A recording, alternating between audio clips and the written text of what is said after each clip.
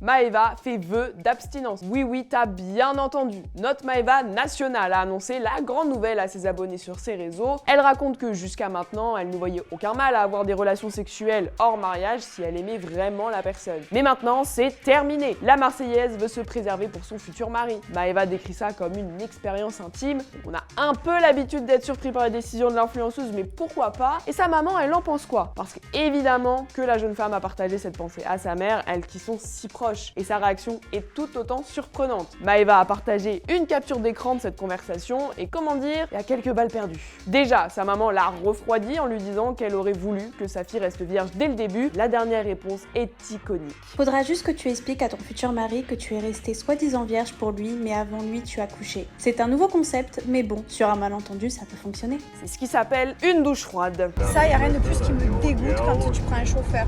Mais c'est quoi ce coup de gueule de Jessica? Je vais t'expliquer. En gros, elle et Thibaut sont en vacances au Monténégro. Et alors qu'ils étaient dans un taxi, c'est le comportement du chauffeur qui a vénère Jessica. La maman a décidé de l'afficher sur ses réseaux. Regardez. Depuis tout à l'heure, il est au téléphone, au volant. Apparemment, Stéphane nous a dit le sien, il fume dans la voiture. On te rappelle qu'il est bien entendu interdit de téléphoner au volant en France. Tu risques 135 € d'amende et 3 points en moins sur ton permis. Liam se clash sur le parking de la prison. L'influenceuse allait rendre visite à son mari, incarcéré en octobre dernier. Mais au moment de se garer, elle se rend compte que la place handicapée est occupée par une voiture. Parce que tu le sais, sa fille Joy ne peut malheureusement pas marcher et cette place aide Liam à être plus proche de l'entrée pour transporter sa fille. Mais je vous agresse parce que vous êtes garé sur une place qui est pas pour vous.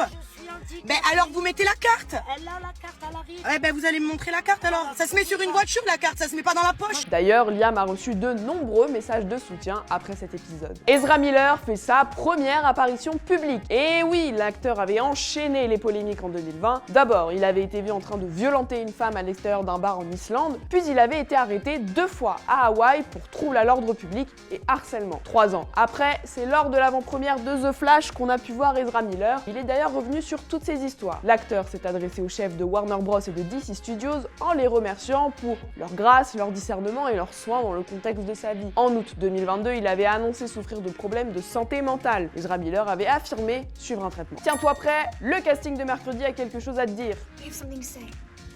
Herlin. Wednesday is coming to Doom. June 17th on Netflix. Alors on n'en sait pas forcément un plus sur ce qui va se passer, mais il s'agirait en fait d'un live YouTube le 17 juin où toutes les dates et toutes les infos sur la saison 2 de mercredi seront annoncées. A bientôt sur Melty pour ta dose d'actu pop culture.